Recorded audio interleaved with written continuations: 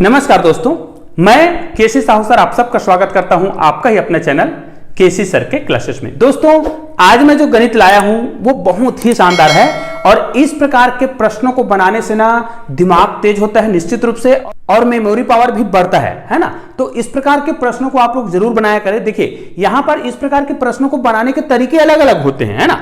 तो आप इसको किसी भी तरीके से बनाइए। कई बार तो इसको हम लोग मौखिक ही बना देते हैं, है ना। मतलब इसमें हम किसी प्रकार के सूत्रों का प्रयोग नहीं करते, बस क्या करते हैं, दिमाग लगाते हैं, गुना भाग करते हैं और इसका सॉल्यूशन हम मौखिक रूप में लाते हैं। लेकिन हम इसको गणित की विधि से कैसे हल करें, तो इसकी भी अलग अलग विधि होती है। तो मैं इसका एक विधि बताऊंगा। जी हाँ दोस्तों, मेरे चैनल में बहुत सारे आप लोग हो जो इस प्रकार के वीडियो को देखते हो और पसंद करते हो, और कई लोग मुझे कमेंट करके ये भी बताते हो कि सर इस प्रकार के गणित को आप गणित की विधि से ही, मतलब गणित की विधि से ही हल करके बताया करें, बच्चों के लिए फायदेमंद होगा। तो निश्चित रूप से इस प्रकार के वीडियो को मैं गणित की विधि से ही हल करके बताता हूं। और मेरे कुछ जो व्यूअर्स हैं कंटिन्यू मेरे वीडियो देखते हैं और मुझे यूट्यूब के माध्यम से ही सजेस्ट करते रहते हैं, कमेंट करके बताते रहते हैं कि सर आपका वीडियो बहुत अच्छा रहता है। तो ये आप सबका प्यार है, आप सबका आशीर्वाद है कि मेरे वीडियो को आप लोग पसंद करते हो। इन्हीं में से एक है हमारे ER जय सिंह राजपूत, जो मुझे निश्चित रूप से अच्छे अच्छे गणित के बारे में बताते रहते हैं, यूट्यूब के माध्यम से कमेंट करते हैं। और एक सुशील यादव भी है, इसने भी मुझे बहुत सारे पैटर्न बताए हैं, बहुत सारे तरीके बताए हैं कि इस प्रकार के आप तरीकों को बताया करें, इस प्रकार के गणित को आप हल किया करें। तो इन्हीं दोनों के सम्मिलित रूप को आज मैं आपको बता रहा हूं। बहुत ही शानदार गणित है। देखिए यहां पर कैसे एक प्रश्न है, जैसे 5 रुपए का खुरपी आता है। एक खुरपी आप लोग को जानते हो कि गार्डन वार्डन के जो खुदाई करते हैं, है ना, पेड़ पौधे बोने की, उस प्रकार का औजार होता है। और एक 50 पैसे की फावड़ा। याद रखिए यहां पर 5 रुपए लिखा है, 5 रुपए का खुरपी आता है और 50 पैसे का फावड़ा आता है। और यहां पर 25 पैसा लिखा है, 25 पैसे की हंसिया। हंसिया किसको बोलते हैं जानते हैं ना, सब्जी वब्जी काटने के लिए जो औजार उपयोग करते हैं वो आता है। ठीक है, तो ये 3 प्रकार के औजार हमको लेने हैं। अब याद रखिए आपको 100 रुपए में 100 सामान लेने हैं, मतलब तीनों प्रकार के वस्तु को लेना है। और वो कितने होने चाहिए, आपको 100 रुपए में लेना है। और वस्तु की संख्या कितनी होनी चाहिए, ये जो औजार है कितने होने चाहिए, 100 होने चाहिए। तो इसको आपको मुझे कमेंट करके बताना है। ठीक है, आप यदि गणितीय विधि से हल करते हैं तब भी ठीक है, और आप यदि इसको मौखिक रूप से नॉर्मली हल करके बताते हैं तब भी आप मुझे निश्चित रूप से कमेंट जरूर कीजिएगा कि इसमें कितनी कितनी मात्रा में हम इनको खरीदेंगे, है ना, और कितने कितने रुपए देने पड़ेंगे एक एक के लिए। ठीक है, तो आइए मैं इसको आपको हल करके बताता हूं। इसके लिए मैं आपको कुछ बेसिक चीजें बताता हूं।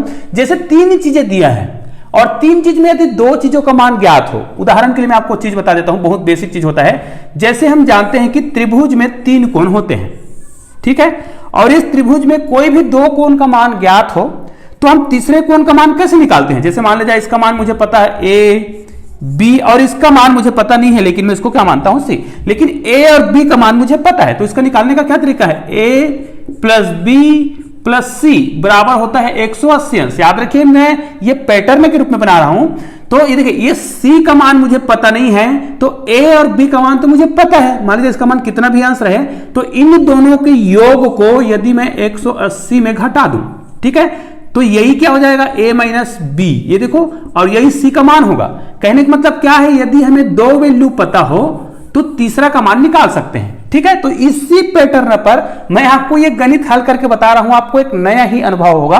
और याद रखिए इस प्रकार के पैटर्न को आप जिंदगी में नहीं भूलोगे, कभी भी नहीं भूलोगे। तो चलो मैं यहां पर A को लिख देता हूं खुरपी। ध्यान दीजिएगा, बहुत ही सरल तरीके से मैं आपको बताने वाला हूं इसको। ये खुरपी है, याद रखिएगा, ये हो गया हमारा खुरपी। ठीक है, और इसको हम बोलते हैं दूसरा, ये हो गया फावड़ा। ठीक है, फावड़ा, इसका रेट भी हम लिख सकते हैं, यहां पर 5 रुपए लिखा हुआ है। ठीक है, यहां पर रुपए 5 लिख देते हैं। और ये कितना का है, ये 50 पैसे का है भाई, ध्यान दीजिएगा, यहां पर पैसे में है। ठीक है, और 50 पैसे मतलब अगर इसको मैं रुपये में बदलूं तो क्या लिखूंगा, इसको बोलूंगा आधा रुपए। आधा रुपए कह सकते हैं ना, तो ये हम अभी जानकारी के लिए ऐसा लिख लिए हैं। और ये C है, C का मान पैसा तो दिया है, लेकिन हम ये मानते हैं कि C का मान हमें पता नहीं है, तो C के वैल्यू को हम क्या करेंगे, C का मान, जिसका मान निकालना है, तो हम ये मानते हैं कि A और B इन दोनों का मान हमें पता है, तो C का मान कैसे निकालेंगे। अब आपको पता है कि A B और C का योग, ये देखो A B और C का कितने रुपए में खरीदना है, हमको 100 रुपए में खरीदना है, या फिर वस्तु कितने हैं, 100 है,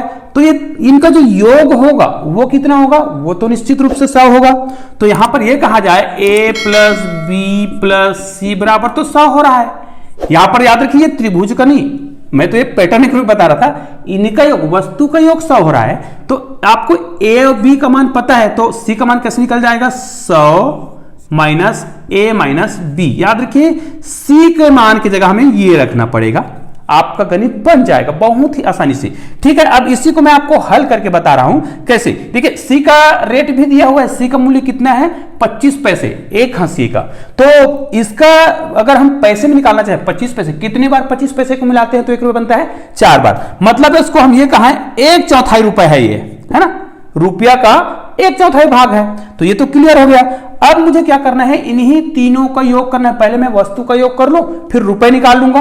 तो मुझे वस्तु का योग करना है, तो ए बी और सी को जोड़ूंगा, कितना आएगा सी आएगा, ठीक है, सॉरी 100 आएगा। तो यहां पर हम क्या लिखेंगे, तो यहां पर मुझे लिखना पड़ेगा ए बी और यहां पर सी लिखना है। ध्यान दीजिए मैं सी का मान बता रखा हूं, चलो सी लिख देता हूं, बराबर कितना लिखना है 100। लेकिन सी का मान मैंने बताया है कि सी का मान मुझे ज्ञात करना है तो ए और बी के रूप में लिखना है, इस प्रकार लिखना है। तो मैं यहां पर क्या लिख दूंगा, सी के बराबर 100 माइनस ए माइनस बी, इस रूप में लिखूंगा।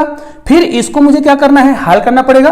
तो ध्यान दीजिएगा यहां पर ए बी और ये सी है, इसका मुझे मूल्य पता है, मूल्य। तो मूल्यों को यहां से मैं लिख दूं, ये 5 रुपए है तो ए को मैं लिखूंगा 5 और बी का मूल्य भी दिया हुआ है बी, इसको मैंने बी बोला है ना, फावड़ा को मैंने बी बोला है। तो यहां पर मैं क्या लिखूंगा 1/2 रुपए लिखूंगा, 1/2 मतलब आधा रुपए, ठीक है। और प्लस सी, सी कितना है 1/4 मतलब रुपए का चौथाई भाग, मतलब यहां पर मैं 1/4 कर दूंगा और यहां पर लिख दूंगा 100 माइनस ए माइनस बी बराबर 100। ठीक है, बहुत ही आसानी से आपको निश्चित रूप से समझ आ रहा होगा। इसको मुझे क्या करना होगा, आप हल करना पड़ेगा। तो यहां पर देखिए इसका बटे कुछ नहीं है, मतलब क्या मानेंगे 1 मानेंगे, अब ये तो दिखा है। तो इनका हम एलसीएम लेंगे या फिर ये कहें कि इधर दोनों तरफ को यदि हम 4 से गुना करेंगे तब भी काम चलेगा, या फिर इसका हम एलसीएम लेंगे तब भी काम चलेगा। ठीक है, तो हम ये करते हैं कि 4 का दोनों साइड गुना कर देते हैं, तो इनका भी 4 से गुना करेंगे, यहां पर भी 4 से गुना करेंगे, यहां पर भी 4 से और यहां पर भी 4 से। तो इसको मैं यहां पर लिख रहा हूं, ध्यान से देखिएगा, ये देखिए इसको मैं 4 से गुना करूंगा तो ये हो जाएगा 5 चौक 20 ए हो जाएगा, ठीक है। प्लस यहां पर कितना हो जाएगा, 4 से गुना करूंगा ना तो 4 ऊपर में आएगा 2 नीचे में आएगा, तो 4 को 2 से भाग देंगे तो यहां पर 2 ए आ जाएगा, 2b आएगा, है ना, b है ये, b आएगा। प्लस इसको 4/4 करेंगे तो 4 एकम 4 मतलब कितना आएगा 1 ही आएगा। तो यहां पर बच जाएगा 100 माइनस ए माइनस बी बराबर, इसको 100 को 4 से गुना करेंगे तो ये हो जाएगा 400। ठीक है, अब इसको हल करेंगे, देखो ये 20a है और यहां पर माइनस ए है, यहां पर तो कुछ भी नहीं है तो माइनस ए है, तो 20 में एक घटेगा तो कितना आएगा 19a प्लस 2b में एक b को घटाएंगे तो यहां पर कितना बचेगा, देखो 2b है और एक b को घटा रहे तो केवल कितना बचेगा b, और यहां पर प्लस 100 तो है ही और बराबर यहां पर 400 है, 100 उधर जाएगा तो घट जाएगा, तो यहां पर आ जाएगा 19a प्लस b बराबर 400 में 100 घटेगा तो यहां पर कितना आ जाएगा 300। क्लियर हो गया। अब देखिए हमने स्टार्ट कहां से किए थे, गणित को हल करना स्टार्ट किए थे, यहां से हमने वस्तु से स्टार्ट किए थे। ये देखिए ये वस्तु वाली बात है, यहां से हमने वस्तु लिया था, है ना, वस्तुओं का योग 100 हो रहा था। अब वस्तु को हमने यहां पर देखिए पैसा में बदल दिया था, है ना, वस्तु को, क्योंकि वस्तु और पैसा दोनों ही कितना है 100 है, तो हमने इसी को क्या कर दिया फिर पैसे को लिखा यहां पर। तो निश्चित रूप से आगे जो हल आएगा वो पैसे के रूप में आ जाएगा। तो अब क्या करना है आपको, 19a प्लस बी बराबर 300 आ रहा है, तो a और b का ऐसा मैं कौन सा मान रखूं, ध्यान दीजिएगा, a और b का कौन सा मान रखें कि 300 आना चाहिए। अब ये आपके दिमाग के ऊपर है, आपको गुना भाग पहाड़ा थोड़ा बहुत तो आना चाहिए, ठीक है। तो 19 का क्या करें, मैं 19 का मैं कितने बार गुना करूं, तो 19 का मैं गुना करता हूं कितने बार। अब यहां पर आपको गुना करने के लिए ज्यादा तिगड़म करने की आवश्यकता नहीं है, 20 से कितना कम है, ये 1 कम है। तो भैया आपको पता है कि 20 गुणित 5, 20 पंचे 100 होता है, तो ऐसे ही हम 3 बार करेंगे, 20 गुणित ऐसा, तो ये भी 100 होगा, ये भी 100 होगा। कितने बार 100 हो रहा है, 300 हो रहा है। लेकिन ये क्या है, 1 कम है 19 से, तो ये 15 हो रहा है ना, 5 से 15, तो आप इसमें 15 माइनस कर दो तो कितना हो जाएगा। मेरा कहने का मतलब ये है कि 19 को हम गुना कर दें किससे, 15 से गुना कर दें, तो ये इसका आंसर कितना आएगा, इसमें आप 15 माइनस कर दो, ये हो जाएगा 285। ठीक है, ये ट्रिक है एक प्रकार का। प्लस यहां पर b है, b का मान हम कितना रख दे, मान लिया जाए 15 रख दे, तो 85, 285 में आप 15 जोड़ोगे ना तो कितना आएगा 300 आएगा निश्चित रूप से। इसका मतलब यह है कि b का मान आपने कितना रखा 15 और a का मान भी आपने कितना रखा 15, तो दोनों का मान जब आपने 15 रखा तो इसका योग कितना आ गया 300 आ गया। मतलब ये समीकरण को क्या कर रहा है, संतुष्ट कर रहा है। मतलब निश्चित रूप से ए का मान, यहां पर ए का मान हमने कितना रखा, ये देखिए, इसको याद रखिएगा, ए का मान हमने रखा 15 और बी का मान भी हमने कितना रखा 15। अब 15 और 15 कितना हो गया 30, लेकिन ये तो केवल वस्तु है, मतलब हमने वस्तु का मान निकाला है, रुपए का तो नहीं निकाला है, तो रुपए का यहीं से निकालेंगे। अब देखिए आपने ए और बी का मान तो निकाल दिया, लेकिन सी का मान नहीं निकाले हैं, तो सी का मान कैसे निकलेगा, आपको यहां से मैंने बताया था। देखो सी का मान कितना होता है, ये देखो, ये तो हो गया आपका ए और बी का मान निकल गया है, ठीक है। सी का मान कैसे निकालेंगे, ये हो जाएगा 100 माइनस ए का मान कितना है 15, बी का मान भी कितना है 15 है। तो इनको आप जब घटाओगे ना, तो आप घटा के देख लो कितना आ जाएगा, 100, 15 दूनी 30, तो यहां पर सी का मान, यहां पर सी का मान निकालेंगे, सी का मान कितना आ जाएगा 70। निश्चित रूप से सी का मान जो है 70 है, तो ए और बी का मान कितना है 15 15 है। अब ये उनकी संख्या है भाई, वस्तुओं की संख्या है, इसका रुपए नहीं है। अब इसका रुपए भी, अब ये देखो, ये तो 100 हो जाएगा, मेरे ख्याल से 100 हो रहा है, इसको मैं मिटा देता हूं, आप चाहे तो इसका स्क्रीनशॉट खींच सकते हैं, मैं इसको मिटा देता हूं। यहां पर देखिए, मैं इसके कुछ प्रश्नों को लिख देता हूं, बेसिक चीजों को। जैसे ए का मान मैंने कितना निकाल लिया 15, ठीक है, बी का मान भी मैंने कितना निकाला 15, और सी का मान कितना निकाला मैंने 70। ये देखो, अब इनको यदि मैं जोड़ता हूं, इन्हीं को जोड़ता हूं, तो 5 5 10 का 0 हासिल 1, ठीक है। तो 1 और कितना हो गया 2 3 और 7 कितना हो गया 10। ये तो आ गया आपका पूरा ए बी सी, मतलब वस्तु, टोटल वस्तु कितना हो गया, वस्तु तो आ गया पूरा 100, लेकिन हमें उसका पैसा भी तो 100 होना चाहिए ना। अब देखिए ए का मान कितना 15 वस्तु खरीद रहे हैं, लेकिन हमको पता है एक वस्तु का रेट कितना है, एक वस्तु का रेट कितना है 5, तो यहां पर क्या करना पड़ेगा, 15 वस्तु खरीद रहे हैं, तो 15 पंचे कितना होगा 75 रुपए हो जाएगा, बिल्कुल सही।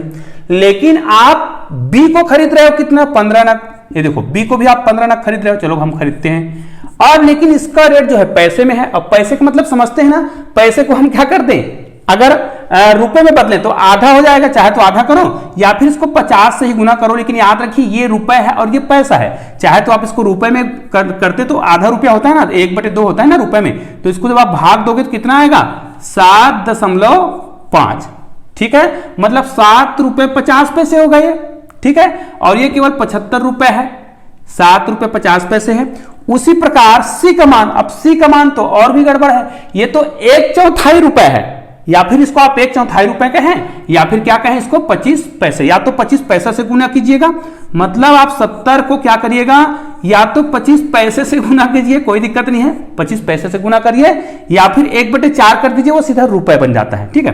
तो मैं इसको 1/4 कर देता हूं, 1/4 कर देता हूं, ठीक है, तो इस तरह रुपए बना देगा।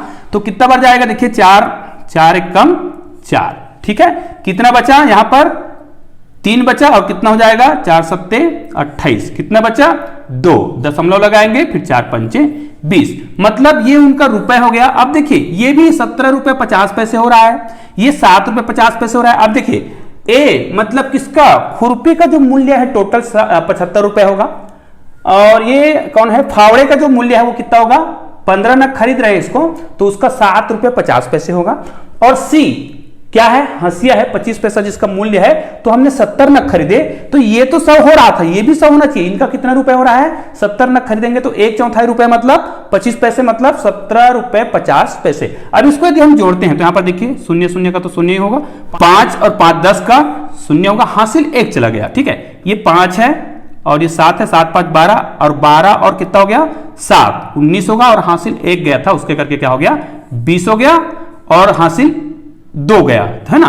तो 7 और 2 कितना हो गया 9, और हासिल करके 10, ये हो गया। और कितने अंकों पर दशमलव, यहां पर दशमलव लगा, तो देखो 100 रुपए आ गया, मतलब 100 रुपए में हमने 100 वस्तु खरीद लिया, बहुत ही सरल तरीके से। याद रखिए दोस्तों, इसके अलग अलग मेथड हो सकते हैं, आप इसको किस मेथड से हल करते हैं, मौखिक करते हैं या फिर इसको बीजगणित के रूप से भी आप हल कर सकते हैं। आइए मैं आपको कुछ प्रश्न दे रहा हूं, उसको आपको कमेंट करके मुझे बताना है कि इसके कितने वस्तु खरीदने पड़ेंगे और कितने मूल्य होंगे, ठीक है। तो आपको क्या करना है, इस प्रश्न में कुछ भी नहीं करना है, मैं प्रश्नों को चेंज कर रहा हूं, ठीक है, बस प्रश्नों को चेंज कर देता हूं, और आपको मुझे कमेंट करके बताना है यदि ये जो रुपए है वही है, इसका भी रुपए वही रहेगा, ये भी वही रहेगा।